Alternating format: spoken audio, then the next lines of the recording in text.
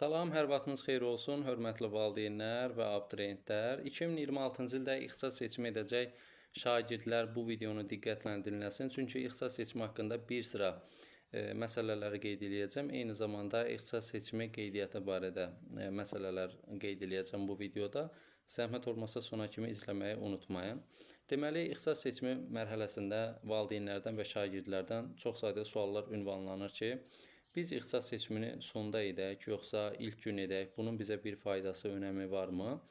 Yəni, qeyd eləmək istəyirəm ki, ixtisas seçiminin ilk birinci gündə və ya sonuncu gündə etməyin heç bir faydası və ya ziyanı yoxdur. Yəni, ixtisas seçimi kodlaşdırılması ümumiyyətlə belə olur ki, ixtisas seçimi 9 gün, 10 gün, 11 gün, bəzən 12 gündə davam edə bilər və yekun nəticədə proses bitir və yoxlanılma prosesinə başlanılır.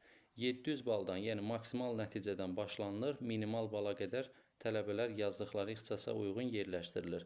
Və bunu da qeyd etmək lazımdır ki, 500, məsələn, 50 bal toplayan şagird qəbul olmayana kimi 400 hansı ki 99 bal toplayan şagird qəbul ola bilməz. 500 ballıq tələbə birinci qəbul olacaq, sonra 499-a keçəcək. Sonra 499 qəbul olacaq, 498 bal toplayan tələbənin kodlaşdırılmasına keçəcək. Yəni, demək istədiyim, bu bal sferasına görə 700 baldan, maksimal baldan başlayır, minimal bala qədər tələbələr bir-bir yerləşdirilə gəlir. Təbii ki, bu yazdıqları universitetlər və ixtisaslar üzrə proses yekunlaşır.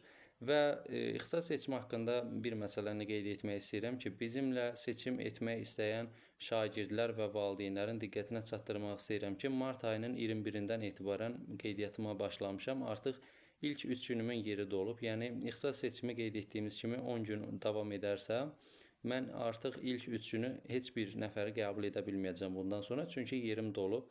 4, 5, 6, 7, 8, 9, 10-cu günlərin qeydiyyatını aparıram. Daha doğrusu 9, 10-cu gündə, sonuncu gündə ümumiyyətlə mən qeydiyyat və ya ixtisas seçimi etmirəm. Deyəcəm niyə etmirəm. Və təbii ki, qeyd etmək istəyirəm ki, iyul ayının ortaları idi keçən il, mənim yerlərim doldu. Nə qədər valideyn, nə qədər şagird zəng etdi, yəni qəbuluma gəlmək istədi, bu mümkün olmadı. Çünki yerim dolandan sonra heç bir valideyni və şagirdi qəbul edə bilmirəm. Və bunun üçün mütləq ki, əvvəlcədən yer bronlaşdırmalısınız. Yer bronlaşdırma nədir? Qısa bir məlumat versəm, ixtisas seçimi məlum olduğu kimi 9 gün, 10 gün davam edir və mən hər bir tələbəyə 45 dəqiqə, 1 saat vaxt ayırıb onunla konsultasiya, karyera planlaması və ixtisas seçimi edib təsdiq prosesini yerinə yetirincən xeyli vaxt gedir. Yəni, bu 45 dəqiqə, 1 saat, bəzən 1 saat 10 dəqiqə belə çəkə bilir. Buna görə maksimum gün ərzində 12-15 arası tələbə kodlaşdıra bilirəm və bu da mənim yer sayının az olmasına gətirib çıxarır və gün ərzində 12-15 tələbə qəbul edirəm deyə bu mənim götürə biləcəyim səviyyədən artıq tələb olduqda isə təbii ki, mən onları qəbul edə bilmərəm. Təbii ki, hər birinə vaxt çatdıra bilmərəm. Buna görə əvvəlcədən yer bronlaşdırması edirəm ki, hansı gün hansı tələbəni qeydiyyat edəcəm. Və sonuncu gündə isə mən ixtisas seçimi etmirəm. Məsələn, ixtisas seçimi 10 gün olursa, ilk 9 gün ancaq seçimlərlə məşğul oluram. 10-cu gün isə yalnız təsdiq proseslərini yetirirəm. Hansı ki, valideyn və şagirdlər olur ki, məsələn, ixtisas seçimi mərhələsində bir boşluq yaranır, bir nəyisə deməyi unudur valideyn və ya şagird. Biz onu təsdiq etmirik, saxlayırıq son günə və son gün bir daha valideyn gəlir ünvanımıza və ya onlayn şəkildə qoşulur. Deyir ki, məsələn, müəllim, burada biz dəyişiklik etmək istəyirik. Hə, okey, biz sistemin hansı ki, orada dəyişiklik edib seçimi təsdiq edirik. Yəni, təsdiq edəndən sonra dəyişiklik etmək mümkün olmur. Gərək siləsən və ondan sonra sistemdə bəzən donma halları baş verir deyə biz ümumiyyətlə bu prosesləri hansı ki, çətinlik yaşamayaq deyə sistemin yaddaşında saxlayırıq və sonda təsdiq edirik. Bu da bizimlə ixtisas seçim edənlərin bir üstünlüyüdür. Həmçinin bir üstünlük də var ki, demək olar ki, ixtisas seçimi mərhələsindən, hansı ki, ixtisas seçimi prosesi ilə məşğul olan bir çox şəxslər var ki, portal qeydiyyat üçün əlavə pul istəyirlər. Yəni bizimlə ixtisas seçimi edən bütün tələbələrin portal qeydiyyatını şəxsən mən özüm bir-bir yerinə yetirirəm. Portal qeydiyyatı nədir? Yəni, ixtisas seçimi tələbə qəbul olur, bununla proses bitmir, portal qeydiyyat olunmalıdır. Yəni, tələbə təsdiq etməlidir ki, və eyni zamanda qəbul olduğu müəssisə təsdiq etməlidir ki, yəni bu tələbə bura qəbul olub, tələbə bura oxumaq istəyir və təbii ki, ödənişli əsaslarla qəbul olubsa, ödənişini ödəyir və proses bununla bitir.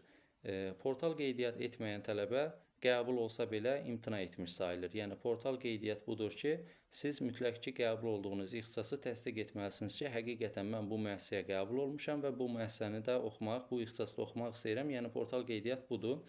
Yəni ixtisas seçimindən bir qədər sonra önəmli bir məsələdir. Mən buna kimi edirəm. Portal qeydiyyatda daxil olmaqla, ixtisas seçimində daxil olmaqla bütün prosesləri yerinə yetirirəm və qeyd etdiyim kimi artıq ilk 3 günüm dolub. Bundan sonra isə 7 günün qeydiyyatını aparacağam. Yəni 11 gün seçimin olmasını nəzərə alaraq 7 günün qeydiyyatını aparacağam. Son günlər isə təsdiq prosesini yerinə yetirəcəm. Və keçən isə iyul ayının ortalarında artıq mənim yerim dolmuşdu universitet seçimim. Bir tələbəni, bir valideyni belə qəbul etmədim. Nə qədər zəng gəlsə də, nə qədər mesaj yazsalar da mümkün deyil, baxılmır.